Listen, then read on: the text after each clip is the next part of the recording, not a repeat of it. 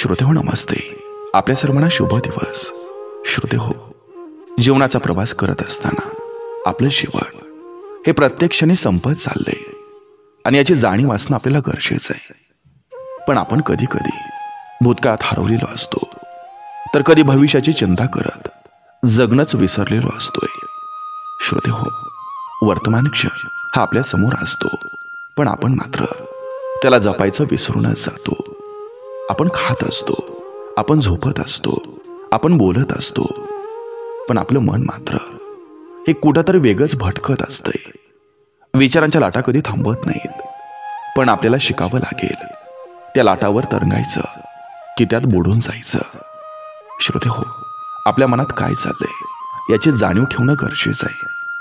कारण विचारावर नियंत्रण ठेवता आलं ना, तर आपण खरंच आता जगायला शिकू. आणि तेव्हा श्रोते हो, आपण जीवनाचा खरा आनंद अनुभवू शकतो. बघा, पडतंय का? नक्की विचार करूया.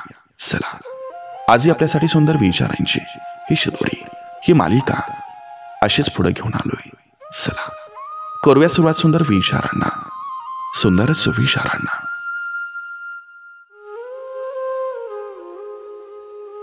कलियुगात असत्याला सत्य म्हणून सिद्ध करणं हे खूप सोपं आहे. कठीण आहे ते सत्याला सत्य सिद्ध करणं. मुलींनो, स्वयंपाक शिकण्या अगोदर कमवायला शिकून घ्या. कारण आजकाल कमावणाऱ्या मुलींची करपलेली भाकरी सुद्धा गोड मानून खाल्ली जाते. बापाला हरण्याची परवानगी नसते. तो हरला तर घर उद्ध्वस्त होतं. तो थकतो, झोकतो, पण हरत नाही. कारण त्याच्या पाठीशी एक घर उभं असतं. लायकीपेक्षा जास्त दिखावा केला की माणूस कर्जात बुडतो. उगाच जगाच्या नजरेत मोठं व्हायचं नाही. हे जग नेहमी चुका शोधत राहतं.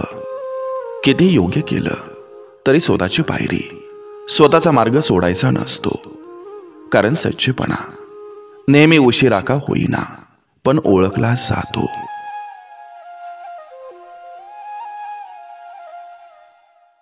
दो तोंडी लोक संपूर्ण आणि खरं सत्य कधी सांगत नाहीत. ते फक्त त्याच गोष्टी बोलतात ज्यातून त्यांचा फायदा होतो. त्यासाठी ते इतरांचं वाटोळं करायलाही मागं पुढं पाहत नाहीत. स्वतःच्या तोंडानं खूप मोठेपणा सांगून कोणताही माणूस कधी मोठा होत नसतो. तर तो कसा आहे हे त्याच्या वागण्यावरून आणि निष्कलंक चारित्र्यावरून लोकांना दिसून येतं. वागण्यात फसवणूक आणि खोटेपणा, भ्रष्टाचारी वृत्ती असेल तर समाजासमोर जगण्यात किती मोठेपणा दाखवत असला तरी त्याचा काही उपयोग जीवनात होत नसतो.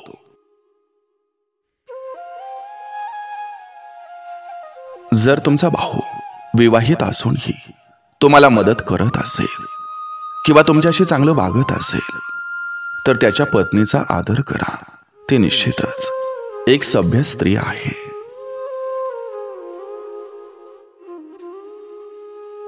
कधी कधी समोरच्याच्या अहंकाराला कुरवाळायचं असतं. म्हणून उगाचच आपण खुळ असल्याचा अभिनय करावा. कारण स्वतःला शहाणं समजून मिळणारा त्याचा आनंद आपल्याला नाटक करून पाहायला जास्त मजा येते.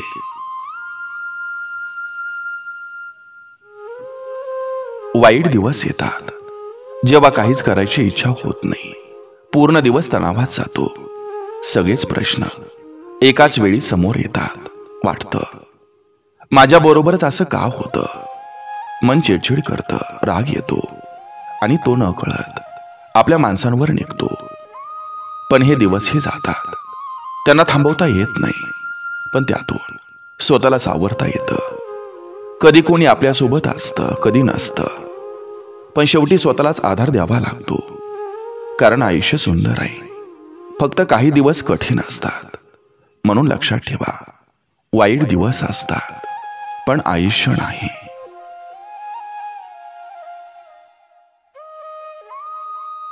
सहज वाटणाऱ्या गोष्टी नंतर जड होत जातात. जीवनात शिस्त असली की चांगल्या गोष्टीत व्यस्त राहून जीवन मस्त जगता येतं. मोठेपणा कधी दाखवता येत नसतो आणि साधेपणा कधी लपवता येत नसतो, आणि हीच आपली खरी ओळख असावी. वडील डोळ्यात न दाखवताही जो आभाळ एवढं प्रेम करतो त्याला वडील नावाचा राजा माणूस म्हणतात. देव हे कधीच पाहत नाही तुम्ही किती मोठे धार्मिक आहात किंवा नास्तिक आहात. देव हे पाहतो तुम्ही फक्त एक माणूस म्हणून कसे आहात आणि तुमच्यात किती माणुसकी आहे. ज्या व्यवसायावर आपलं पोट भरतं त्या व्यवसायाला कधीच कमी समजायचं नसतं.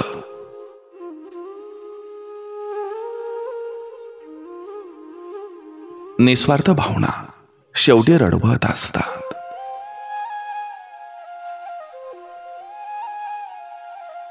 या जगात कोणी कोणाचं नसतं, कारण लोक फक्त स्वार्थासाठी गोड बोलत असतात. आपल्या फायद्यासाठी खोटं बोलण्याची सवय जोपर्यंत जात नाही तोपर्यंत दारिद्र्य संपत नसतं.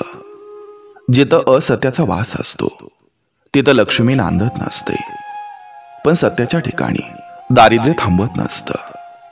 सत्यात आत्मविश्वास असतो. आत्मविश्वास यशाचं प्रतीक आहे, म्हणून सत्य हे समाधानी जीवनाचं अमृत आहे. अल्प विचारानं शंका निर्माण होते, उच्च विचारसरणीनं समाधान मिळतं. ऐकून घेतलं तर समजून येतं आणि सहनशीलताही वाढते. हे सारं जमलं तरच जगता येतं.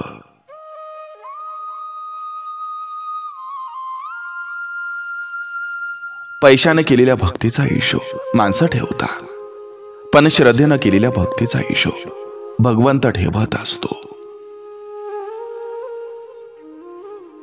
लक्षात ठेवा, आयुष्य बदलण्यासाठी वेळ सगळ्यांना मिळतो, पण वेळ बदलण्यासाठी आयुष्य कोणालाच परत मिळत नसतं. जे जातं ते चांगल्यासाठीच जातं, आणि जे येतं ते अधिक चांगलं घेऊन येतं. चांगल्या गोष्टी वेळ घेतात, पण वाट पाहण्याची तयारी असेल तरच त्या टिकतात. काही नाती इतकी खोटी असतात की त्यात जवळीक असते पण आपलेपणा नसतो. हक्क असतो पण काळजी नसते. बोलणं असतं पण संवाद नसतो. फक्त एक सोयीचा मुखवटा असतो.